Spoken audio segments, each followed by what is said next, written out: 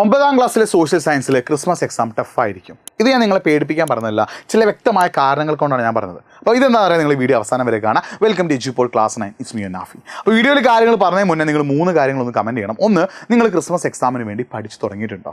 2, നിങ്ങൾക്ക് സ്കൂളിൽ ഇപ്പം ഏത് ചാപ്റ്ററാണ് ഹിസ്റ്ററിയിലും ജോഗ്രഫിയിലും എടുത്തുകൊണ്ടിരിക്കുന്നത്? 3, നിങ്ങൾക്ക് ഓണം എക്സാമിന് സോഷ്യൽ സയൻസിൽ കിട്ടിയ മാർക്ക് എത്ര? എന്തുകൊണ്ടാണ് ക്രിസ്മസ് എക്സാം ടഫാണെന്ന് പറയാൻ കാരണം? Because the number of chapters, അതിലുള്ള നമ്പർ ഓഫ് ചാപ്റ്റേഴ്സ് കൂടുതൽ ചാപ്റ്റേഴ്സ് നിങ്ങൾക്ക് എന്ത് ചെയ്യാനുണ്ട്, പഠിക്കാനുണ്ട്. ഈ നമ്പർ ഓഫ് ചാപ്റ്റേഴ്സ് എന്ന് പറയുമ്പോൾ ഓണം എക്സാമിനുള്ള ചാപ്റ്റേഴ്സ് കൂടി നിങ്ങൾക്ക് എന്തിനു ചോദിക്കും? ക്രിസ്മസ് എക്സാമിന് ചോദിക്കും. അതായത് ഓണം എക്സാം പോർഷൻസിൽ നിന്ന് 30% മാർക്കിനുള്ള ക്വസ്റ്റ്യൻസും ആഫ്റ്റർ ഓണം എക്സാം അല്ലെങ്കിൽ ഓണം എക്സാമിന് ശേഷമുള്ള പോർഷൻസിൽ നിന്ന് 70% മാർക്കിന് നിങ്ങൾക്ക് എന്തിനു ചോദിക്കും? ക്രിസ്മസ് എക്സാമിന് ചോദിക്കും. ഈ ഒരു കാര്യം നിങ്ങൾ ആദ്യം മനസ്സിലാക്കി വെക്കണം. പലരുടെയും ഡൗട്ടാണ്, ഓണം എക്സാമിൻ്റെ പോർഷൻസിൻ്റെ എക്സാമിന് ക്രിസ്മസ് എക്സാമിന് ക്വസ്റ്റ്യൻ ചോദിക്കും. ഓണം എക്സാമിൻ്റെ പോർഷനിൽ നിന്ന് 30% മാർക്കിന് എന്ത് ചെയ്യുന്നു? ക്രിസ്മസ് എക്സാമിന് ക്വസ്റ്റ്യൻ ചോദിക്കും. ബാക്കിയുള്ള 70% എന്താടാ? ഓണം എക്സാമിന് ശേഷമുള്ള പോർഷൻസ് ആണ്. അപ്പോൾ നിങ്ങൾ സോഷ്യൽ സയൻസ് പഠിക്കുമ്പോൾ നിങ്ങൾ ശ്രദ്ധിക്കേണ്ട കാര്യം, ഹിസ്റ്ററിയിൽ 1 to 4 ഓണം എക്സാമിൻ്റെ പോർഷൻസ് ആണ്. ജോഗ്രഫിയിലെയും 1 to 4 എന്താണ്? ഓണം എക്സാമിൻ്റെ പോർഷൻസ് ആണ്. അപ്പോൾ ഓണം എക്സാമിൻ്റെ പോർഷൻസ് നിന്ന് എന്ത് ചെയ്യും? ഈ 3 മാർക്ക് ഹിസ്റ്ററിയിലെയും ജോഗ്രഫിയിലെയും ഈ 6 ചാപ്റ്റേഴ്സിൽ നിന്ന് ഏകദേശം 30% മാർക്കിന് ക്വസ്റ്റ്യൻ ചോദിക്കുമ്പോൾ പിന്നെ നിങ്ങൾ ആഫ്റ്റർ ഓണം എക്സാമിന് ക്രിസ്മസ് എക്സാമിന് ചോദിക്കുക 3, 5, 7. അതായത് ഹിസ്റ്ററിയിലെ 3ാമത്തെയും 5ാമത്തെയും 7ാമത്തെയും ചാപ്റ്ററും ജോഗ്രഫിയിലെ 3ാമത്തെയും 5ാമത്തെയും 7ാമത്തെയും ചാപ്റ്റർ, ഈ ഒരു 6 ചാപ്റ്ററിൽ നിന്ന് 70% മാർക്കിന് ക്വസ്റ്റ്യൻ ചോദിക്കും. ഇതിൽ നിങ്ങൾ ഓണം എക്സാം നിങ്ങളുടെ പാരൻസിന് ഒരു വാക്ക് കൊടുത്തിട്ടുണ്ടാവില്ലേ, ഓണം എക്സാം സോഷ്യൽ ഒരുപാട് പഠിക്കാനുണ്ട്, ക്വസ്റ്റ്യൻ പാറ്റേൺ മാറി, അതുകൊണ്ട് ഞാൻ ക്രിസ്മസ് എക്സാം സെറ്റാക്കാന്ന്. പക്ഷേ നിങ്ങൾ അങ്ങനെ വാക്ക് കൊടുത്തിട്ടും നിങ്ങൾ എന്ത് ചെയ്തിട്ടില്ല? പഠിച്ചു തുടങ്ങിയിട്ടില്ല എന്നുള്ളതാണ് സത്യാവസ്ഥ. അങ്ങനെ നിങ്ങൾ പഠിക്കാത്തത് കൊണ്ട് തന്നെ ഈ ഒരു 6 ചാപ്റ്റേഴ്സ് നിങ്ങൾ ഇപ്പോഴും പ്രോപ്പറായിട്ട് റിവൈസ് ചെയ്തിട്ടില്ല. പിന്നെ അതിന് പുറമെ വേറെ 6 ചാപ്റ്റർ, ചുരുക്കി പറഞ്ഞാൽ നിങ്ങൾക്ക് സോഷ്യൽ സയൻസിന് ക്രിസ്മസ് എക്സാമിന് പഠിക്കാനുള്ളത് 12 ചാപ്റ്ററാണ്. ഈ 12 ചാപ്റ്ററിൽ നിന്ന് നിങ്ങൾക്ക് 80 മാർക്കിന് ഓണം എക്സാമിന് ക്വസ്റ്റ്യൻ ചോദിക്കും. ഇത്രയും മാർക്ക് നിങ്ങൾക്ക് ഓണം എക്സാമിന് ക്വസ്റ്റ്യൻ ചോദിക്കുമ്പോൾ അതിന് ആൻസർ എഴുതണമെങ്കിൽ നിങ്ങൾക്ക് നല്ല രീതിയിൽ കണ്ടന്റ് അറിയണ്ടേ? അപ്പോൾ നിങ്ങളിത് പലരും ഇപ്പോഴും ടെക്സ്റ്റ് ബുക്കും നോട്ട്ബുക്കും ഒന്നും വായിച്ചു തുടങ്ങിയിട്ടില്ല, പഠിച്ചു തുടങ്ങിയിട്ടില്ല. അതുകൊണ്ടാണ് ഞാൻ പറഞ്ഞത് ക്രിസ്മസ് എക്സാം ടഫാവുന്നത്. അപ്പോൾ ക്രിസ്മസ് എക്സാം ടഫാവാനുള്ള ഒന്നാമത്തെ കാരണം എന്താ? നിങ്ങൾക്ക് 12ഓളം ചാപ്റ്റേഴ്സ് സോഷ്യൽ സയൻസ് പഠിക്കാനുണ്ട്.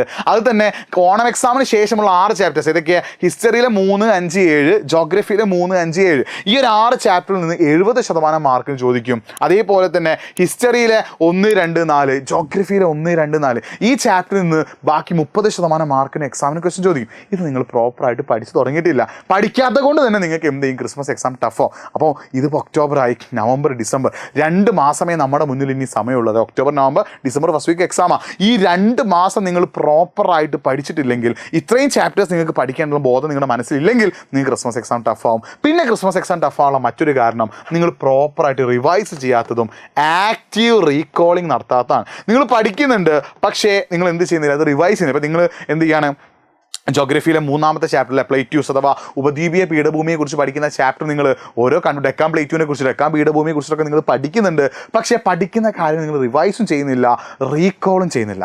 ആക്റ്റീവ് റീകോളും റിവൈസും നടത്തിയാൽ മാത്രമേ നിങ്ങൾക്ക് കാര്യങ്ങൾ സെറ്റാക്കാൻ പറ്റുള്ളൂ. റിവിഷൻ എന്ന് പറഞ്ഞാൽ എന്താ?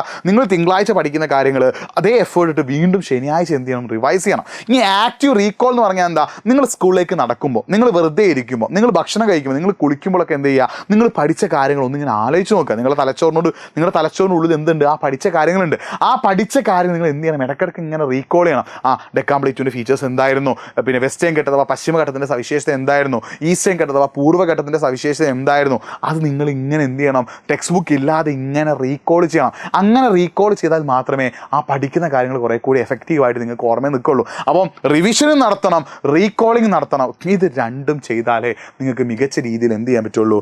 മാർക്ക് നേടാൻ പറ്റുള്ളൂ. അങ്ങനെ മികച്ച രീതിയിൽ നിങ്ങൾക്ക് പഠിച്ച് മാർക്ക് നേടാൻ ആഗ്രഹമുണ്ടെങ്കിൽ നിങ്ങൾക്ക് നമ്മുടെ ഫാസ്റ്റ് ട്രാക്ക് ബാച്ചിൽ ജോയിൻ ചെയ്യാം. 3 രീതി നിങ്ങൾക്ക് നമ്മുടെ ഫാസ്റ്റ് ട്രാക്ക് ബാച്ചിൽ ജോയിൻ ചെയ്യാൻ പറ്റും. ഒന്ന്, നമ്മൾ ഈ നമ്പർ ഒന്ന് കോൺടാക്ട് ചെയ്യുക, അല്ലെങ്കിൽ നമ്മൾ കമൻറ്റ് ബോക്സിൽ ഒരു നമ്പർ ഒരു ഗൂഗിൾ ഫോം ഉണ്ട്, അത് ഫില്ല് ചെയ്യുക. അല്ലെങ്കിൽ nafi.eduport എന്ന എൻ്റെ ഇൻസ്റ്റാഗ്രാം പേജിലേക്ക് നിങ്ങൾ എന്ത് ചെയ്തോ?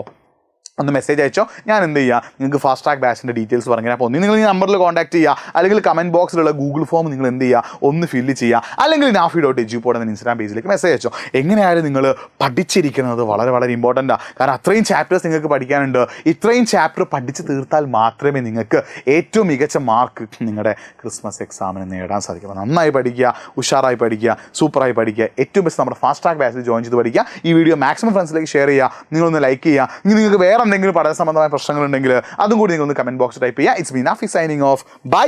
വീഡിയോ മാക്സിമം ഫ്രണ്ട്സിലേക്ക് ഷെയർ ചെയ്തോ. ഏറ്റവും പ്രധാനപ്പെട്ട കാര്യം, നിങ്ങൾ എഫേർട്ട് ഇട്ട് പഠിച്ചാൽ മാത്രമേ നിങ്ങൾക്ക് ഏറ്റവും ബെസ്റ്റ് റിസൾട്ട് കിട്ടുള്ളൂ. നിങ്ങൾ എഫേർട്ട് ഇടാൻ തയ്യാറാവുക, നിങ്ങൾ കഷ്ടപ്പെടാൻ തയ്യാറാവുക. Best result will be yours. നിങ്ങൾ കഷ്ടപ്പെട്ടാൽ നിങ്ങൾക്ക് ക്രിസ്മസ് എക്സാമിന് മികച്ച മാർക്ക് കിട്ടും. നിങ്ങൾ കഷ്ടപ്പെട്ടിട്ടില്ലെങ്കിൽ നിങ്ങൾ ക്രിസ്മസ് എക്സാം പട്ടപൂജ്യമാക്കും.